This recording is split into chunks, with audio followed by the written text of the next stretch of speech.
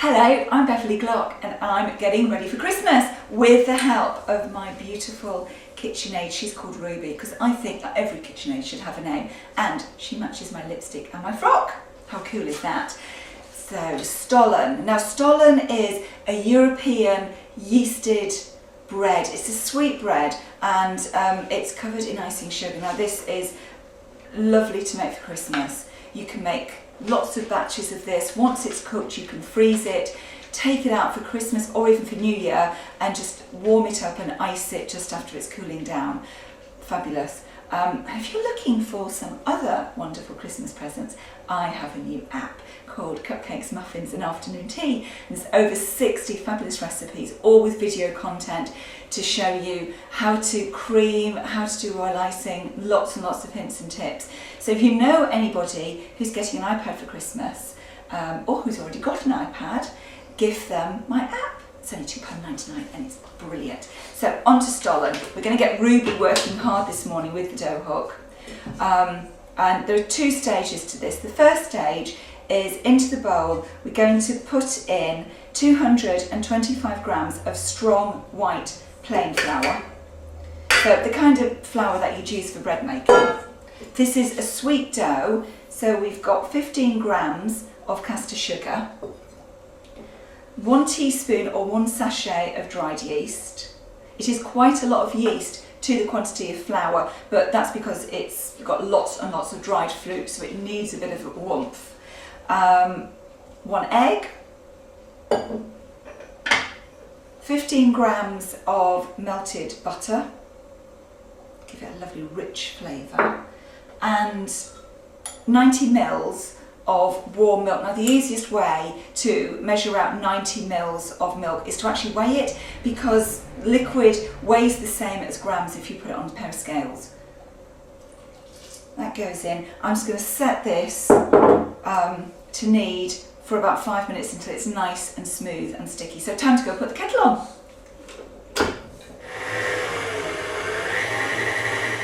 So after about 5 minutes, your dough will be lovely and soft and stretchy. Now you need to put that somewhere warm. I'm going to pop it by the side of my Arga or just on a window ledge that's warm above a radiator, or in the airing cupboard. Cover it with some cling film, stop it drying out, and leave it until it's at least doubled in size, which will be around about 1 to 2 hours.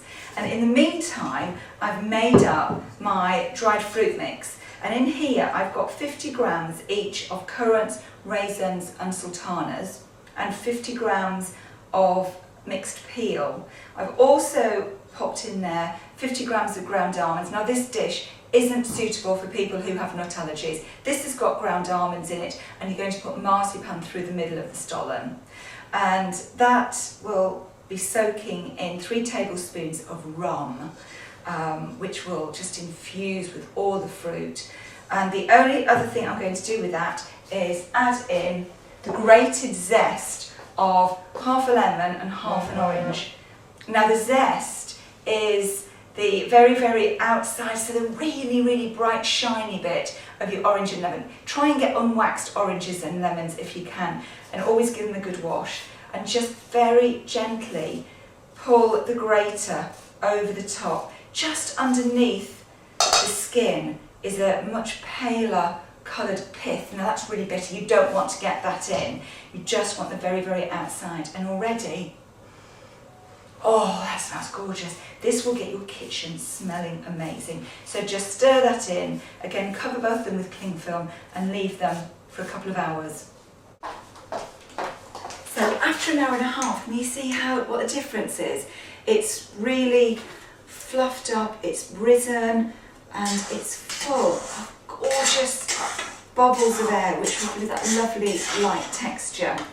So what we need to do is mix in the fruit that's been soaking in the rum for the past couple of hours. Now you can either do this on a lightly floured surface. I like working with baking parchment. 2 reasons. First of all, stops my table getting really dirty, and don't add any more flour into the mix.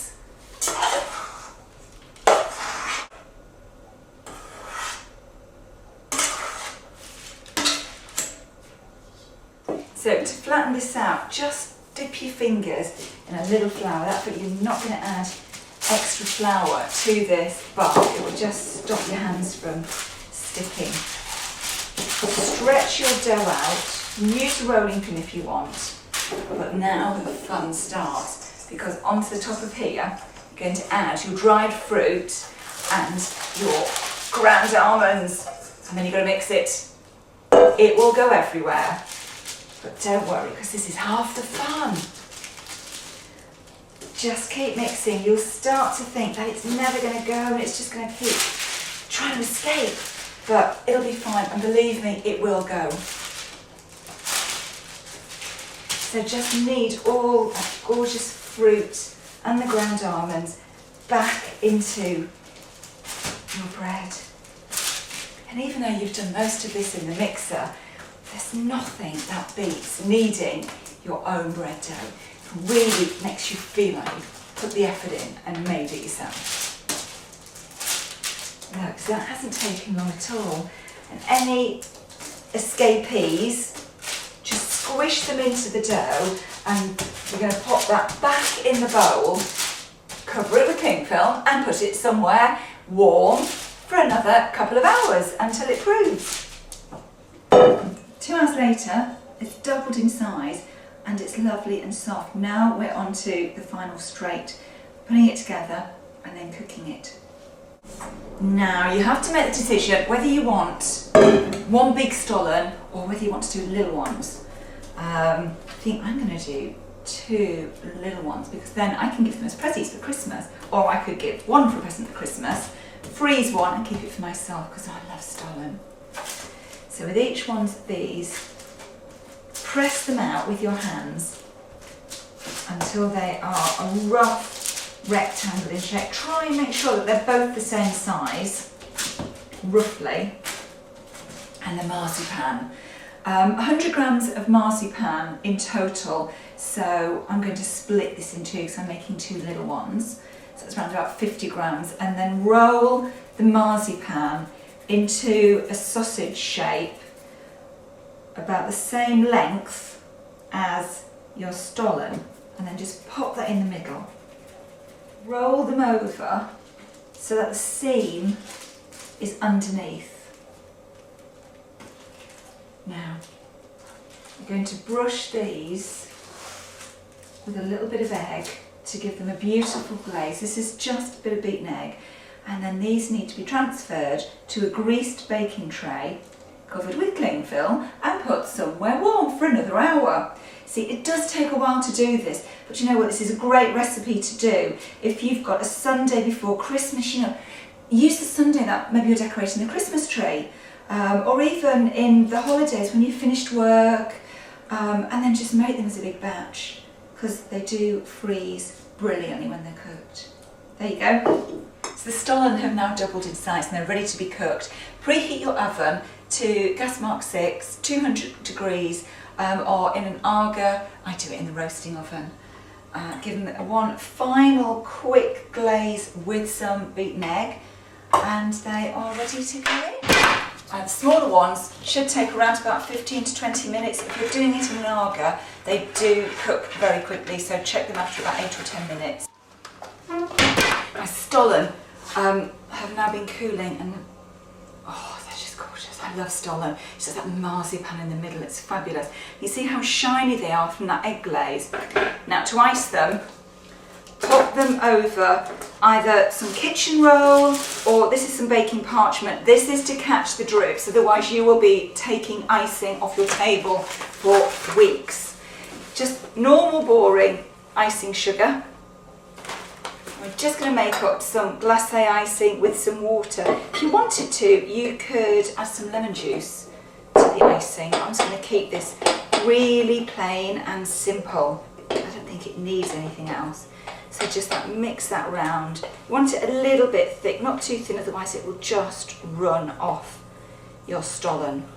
If you're going to freeze these, once they get to this stage, let them go completely cold. Freeze them as they are. Take them out of the freezer, let them defrost, and just warm them up a little bit before you ice them. Don't put them in the freezer iced. It also gives the impression that they're just freshly baked out of the oven. You don't have to tell anybody they've been in the freezer. You'll just look super efficient and the perfect hostess. So nice, quite a thick consistency. Just drizzle this over. Again, you don't need it to be perfect. It's meant to flow off the sides. So it looks a bit like snow falling off the top of a mountainside. There's one thing, sometimes with home cooking, if it looks too professional, people think you bought it and you really don't want them to think that. There we go. Oh, that just looks gorgeous.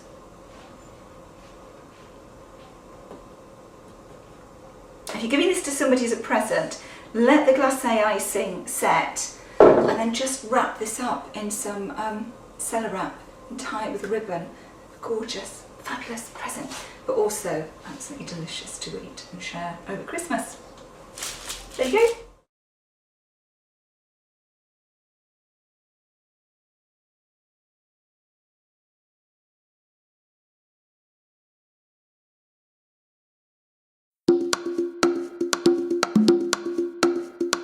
And these until they're cold, and then you've got these. By the way, it's a bit cool cooking. Yeah. Cooking is all about how it tastes, how it feels, how it smells. So just give this a stir until it's all melted. Keep stirring so it doesn't catch the bottom of.